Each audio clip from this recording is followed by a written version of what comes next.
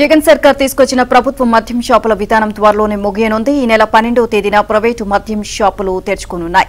ఈ మేరకు 2 ఏళ్ల కాల పరిమితితో నూతన మద్యం పాలసీకి ఎక్సైజ్ శాఖ నోటిఫికేషన్ విడుదల చేస్తుంది. అందుకు అనుగుణంగా ఇవాళ ఉదయం జిల్లాలో ఎక్సైజ్ అధికారులు షాపులను నోటిఫై చేస్తూ గెజెట్లు జారీ చేస్తారు.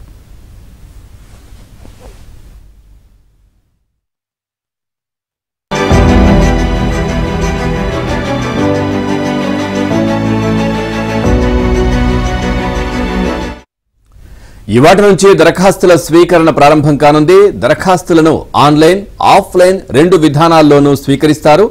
ఈ విడతలో 3396 షాపులను ప్రైవేటుకు కేటాయిస్తున్నారు. ఈ పాలసీ అనంతరం గీత కార్మికులకు రిజర్వ్ చేసిన మరో 340 షాపులకు నోటిఫికేషన్ ఇస్తారు. అలాగే ప్రీమియం బ్రాండ్లు విక్రయించేందుకు ఏర్పాటు చేయదలిచిన 12 ఎలైట్ షాపులకు కూడా విడిగా నోటిఫికేషన్ ఇస్తారు.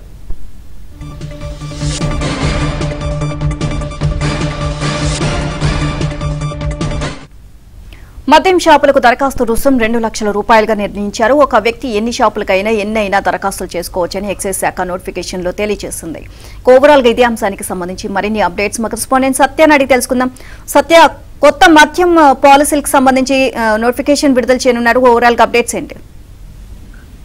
నీలిమ, నూతన మద్యం పాలసీ రాష్ట్రంలో ఏర్పాటు చేసేందుకు గత కొన్ని రోజులుగా రాష్ట్ర ప్రభుత్వం కసరత్తు చేస్తుంది. దీనికి సంబంధించి మంత్రివర్గ ఉపసంఘాన్ని కూడా ఏర్పాటు చేసి ప్రాతిపదికలను కూడా సిద్ధం చేశారు. దీనిలో భాగంగా నిన్న అర్ధరాత్రి ఒక జివో ఎంఎస్ నెంబర్ 211ను ఎక్సైజ్ శాఖ విడుదల చేసింది. నూతన మద్యం పాలసీ ఏ విధంగా ఉండాలి, విధి విధానాలు ఏంటి అనేది ఆ జివోలో స్పష్టంగా పేర్కొనడం జరిగింది.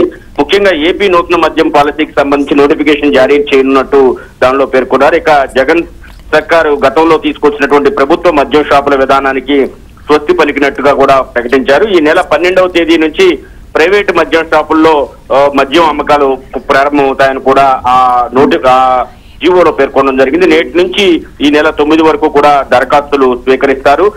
11న 3396 షాపులకు లాటరీ విధానం ద్వారా ఎంపిక చేస్తారు.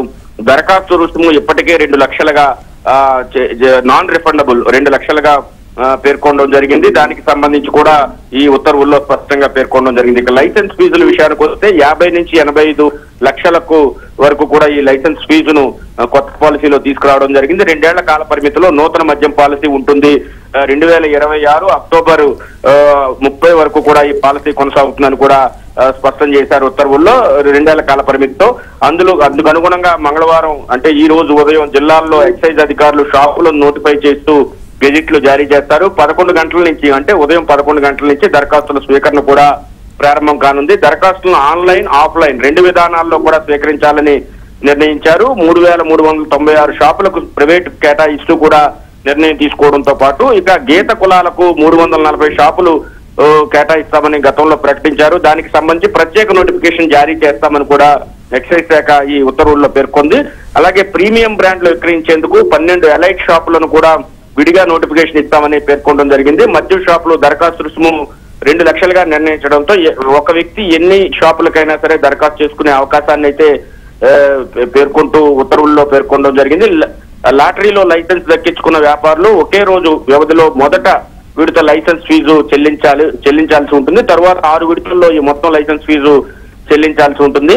ఆ వెంటనే 12వ తేదీ నుంచి ప్రైవేట్ షాపులన్నీ కూడా తెరుచుకునేలా పూర్తి స్థాయిలో ఏర్పాట్లు చేశారు.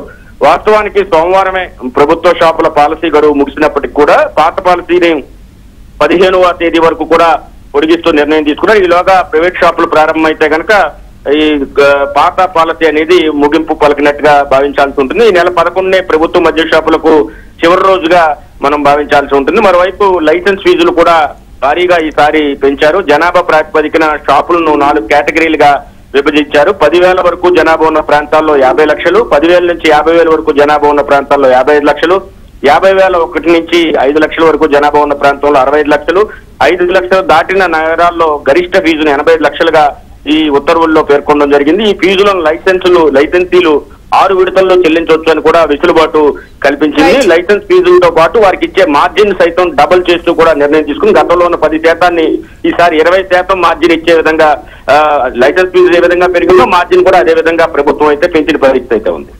Thank you Satya.